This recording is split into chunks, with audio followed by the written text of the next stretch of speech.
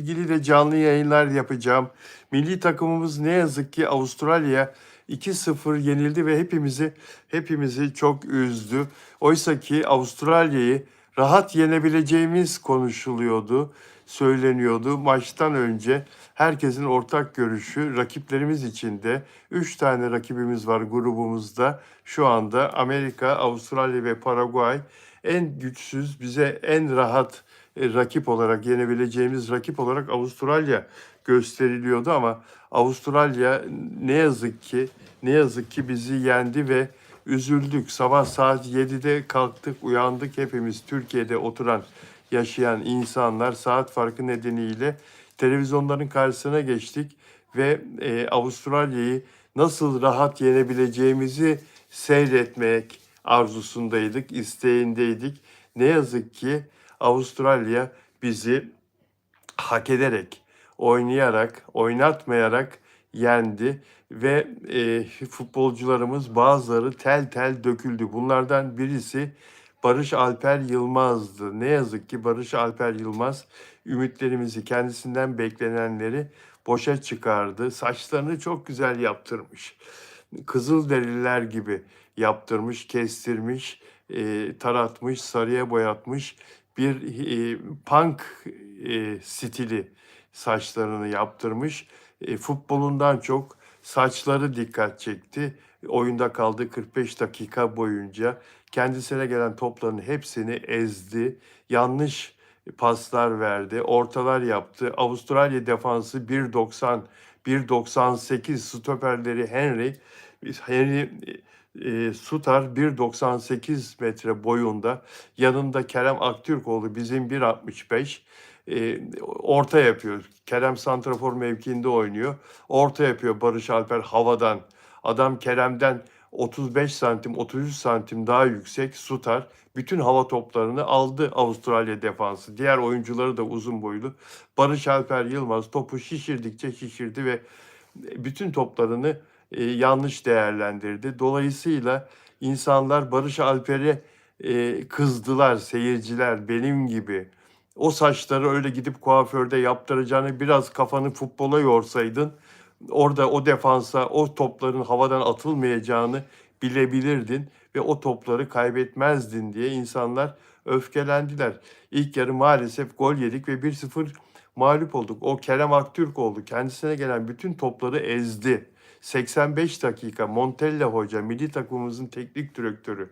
Nasıl dayandın sen Kerem Aktürkoğlu'na? Nasıl sahada tuttun onu? Yani Can Uzun varken, Deniz Ateş varken nasıl Kerem Aktürkoğlu'nu sahada tuttun? İnsanın aklı almıyor. Nasıl tahammül ettin? Yani 4 kez geldiler maç boyunca Avustralya, Türkiye'nin üzerine 4 kez geldi arkadaşlar kalemize. 2 tane gol attılar. Biz 8-10 kere gittik, şutlar çektik. Bir topumuz direkten döndü ama bir tane gol atmayı başaramadık. Çok kötü bir maç oynadık. Beraberliği dahi hak etmediğimiz bir futbol ortaya koyduk. Evet goller atabilirdik. Evet biz de galip gelebilirdik. Kötü oynamamıza rağmen, sahada kaybolmamıza rağmen biz de galip gelebilirdik ama hak etmedik. Hak etmediğimiz için de bu sefer şans hak edenden yana oldu ve milli takımımız bizi üzdü. Büyük bir hüsran yaşadık arkadaşlar. Kanada'da oynanan maçta, Vancouver'da oynanan maçta milli takım ne yazık ki Avustralya karşısında favori olarak çıktığı maçta milli takım Avustralya'ya karşı iyi top oynamadı. Futbol oynamayı adeta unutmuş bir milli takım vardı. Avustralya defansı kitleyen Avustralya'yı çözemedik. Ceza sahası üzerinde futbolcular ayaklarına gelen topları maalesef çok başarısız kullandılar. Hepsi paslaşmalarda çok başarısız kaldılar. Montella son derece yanlış değişiklikler yaptı. Son derece hatalı değişiklikler yaptı. 2-0 mağlubuz, artık gol atmamız lazım, golcü almamız lazım. Orta sahaya, defansa adam alıyor. Mert Müldür'ü alıyor defansa. Takımın en iyi futbolcusu, bizim takımın en iyi 2-3 futbolcusundan biri olan Zeki'yi çıkarıyor. Sağ beke Mert'i alıyor. Senin sağ bek değişiklik yapma lüksü mü var orada? Senin forvete golcü alman lazım. İleriye gol atacak insan alman lazım. Montella 2-0 yeni durumdasın. 2-1 yapsan belki o moralle 2-2'yi de yakalayacaksın. Ama gidiyorsun sen sağ bek değişikliği yapıyorsun. Senenin en formsuz futbolcularından Salih Özcan'ı takıma alıyorsun kurtarıcı gibi dakika 80'de. Yani Montella sen futbolu unutmuşsun. Bu maçta bunu gördük. Hakikaten maçtan sonra yaptığın basın toplantısında Montella diyorsun ki adamların futbolcuları uzundu. O yüzden ortalarımızda başarısız oldular. Adamların çok uzun futbolcuları vardı. Ya kardeşim sen ne işe yararsın? Sen maçtan önce Avustralya milli takımını incelemedin mi? Seyretmedin mi? Havadan orta yapılmayacağını bilmiyor musun kardeşim? Barış Alper Yılmaz havadan ortalar yaparak maç ilk yarıda 10 tane top kaybettiyse bunun sorumlusu da sensin. Maçtan önce söylemiyor musun? Bu defansa havadan sağdan soldan orta yapmayın. Yerden paslaşın, yerden orta yapın diye söylemiyor musun? Montella. Nasıl bir teknik direktörlük yaptın bu maçta hayret ettim. Milli takımı Dünya Kupası'na getiren hoca da sensin. Bu kötü futbolu bugünkü maçta hayal kırıklığına uğratan bizleri hoca da sensin. Anlamak mümkün değil. Bu arada mesajlarınıza bakıyorum. Arkadaşlar hoş geldiniz. Termuratör merhaba. Sevinç Aydın nasılsın? Beğen yaparsanız memnun olurum, mutlu olurum. Bizi izleyen arkadaşlar ve abone olarak izlerseniz de sevinirim arkadaşlar. Bir magazinci olarak alışık değilsiniz benim futbol yorumuma, futbol videosu çekmeme belki ama Dünya Kupası çok önemli bir turnuva. Milli takımımız orada ve hepimizin ümidi milli takımın orada başarılı olması ve ilk maçta ne yazık ki hayal kırıklığına uğradık ve bunu dile getirmek lazım, anlatmak lazım. Başarılı olsa da, başarısız olsa da milli takım Dünya Kupası turnuvası boyunca videolar çekeceğim arkadaşlar. Her maçtan önce, her maçtan sonra videolar çekeceğim ve konuşacağız arkadaşlar. Milli takımın hakikaten şimdi Kenan'ın saçlarına bakıyoruz. Kenan'ın saçları da son derece güzeldi, çok şıktı. Ama Kenan'a bir laf etmiyorum. Neden? Barış'ı eleştiriyorum saçlarından dolayı. Instagram'a çektiğim videoda da Barış'ın yerine kuaföre oynasaydı daha başarılı olurdu belki diye ironi yaptım. Aynı şeyi burada da söylüyorum. Evet bu bir ironi. Tamam ama yani Barış bizi o kadar çok hayal kırıklığına uğrattı ki bunu hak etti. Kenan ise ikinci yarıda Barış'ın yerine oyuna girdi ve elinden geleni yapmaya çalıştı. Biliyorsunuz bir sakatlık sürecinde Kenan Yıldız. Ona rağmen o maça girdikten sonra o sahaya o takıma katıldıktan sonra ikinci yarıda milli takım biraz daha iyi oynadı. İlk 15-20 dakika fakat milli takımın yine de başarılı olması mümkün değildi. Çünkü takımda bir uyumsuzluk söz konusuydu arkadaşlar. Bir dinamizm sıkıntısı vardı. Birlikte hareket ederek, birlikte bir takım gibi oynayarak karşıdaki rakibi bunaltma başarısını gösteremediler.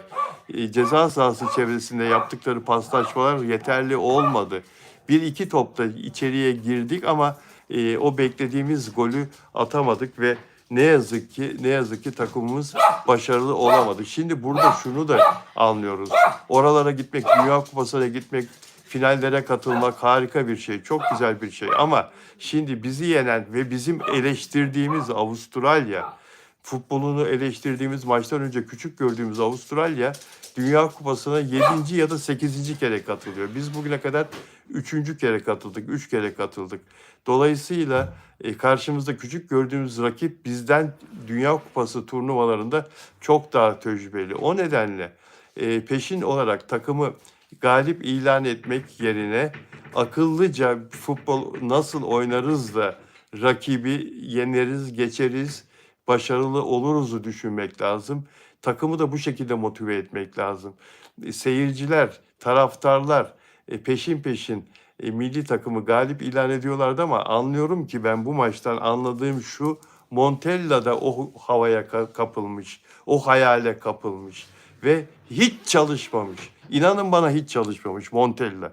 Montella tamam başarılı, buraya kadar başarılıydı ama bu maça çalışsaydı eğer 1.98'lik stoperin üzerine orta yaptırmazdı. Avustralya'nın 1.98'lik stoperin üzerine o kadar orta yaptırmazdı. Arda'yı nasıl kitlediler gördünüz değil mi? Hakan Çalhanoğlu hiçbir şey yapamadı. Basit basit sağa sola paslar atmak yerine hiçbir şey yapamadı. Arda çok çabaladı ama nasıl kitlediler adamlar, nasıl çalışmışlar Arda ile ilgili olarak. Arda'ya adım attırmadı Avustralya. Ve Avustralya hak ettiği galibiyeti aldı. Yazıklar olsun burada bizim milli takımın futbolcularının başarısızlığından ziyade Montella'nın başarısızlığı söz konusu. Montella'ya yazıklar olsun. Daha iyi çalışması lazım. Amerika Birleşik Devletleri Avustralya'dan 2 misli daha iyi futbol oynuyor. Çok daha tecrübeli ve çok daha dinamik bir takım. Bundan sonraki rakibimiz Paraguay da öyle bir Güney Amerika takımı.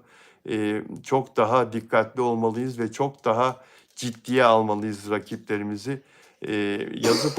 Yazık oldu. Mağlup başladık. Fakat 2 maçı da alırsak, 2 maçı da bundan sonraki 2 maçta da galip gelirsek bir üst tura çıkma şansımız var. Ama Amerika'ya yenilirsek, Paraguay'a ya da yenilirsek 2 mağlubiyette hiçbir yere gidemeyiz arkadaşlar. Onun için çok dikkatli olmamız lazım. Sizlere çok teşekkür ediyorum. Yayınımı izlediğiniz için lütfen beğen yapın beğendiyseniz ve abone olarak izlerseniz de memnun olurum. Bu akşam canlı yayın var. Arzu Altıntaş'la saat 18'de birlikte huzurlarınızda olacağız ve magazin konuşacağız. Magazin yıkılıyor yayınında magazin konuşacağız. Ama Dünya Kupası boyunca futbol canlı yayınlarımla da karşınıza geleceğim arkadaşlar. Sık sık bunu da söylemek istiyorum. O yüzden destekleriniz çok önemli. Sevgiler sunuyorum hepinize. Sevgiler ve saygılar sunuyorum. Akşam saat 18'de magazin canlı yayında görüşmek üzere. Kendinize iyi bakın.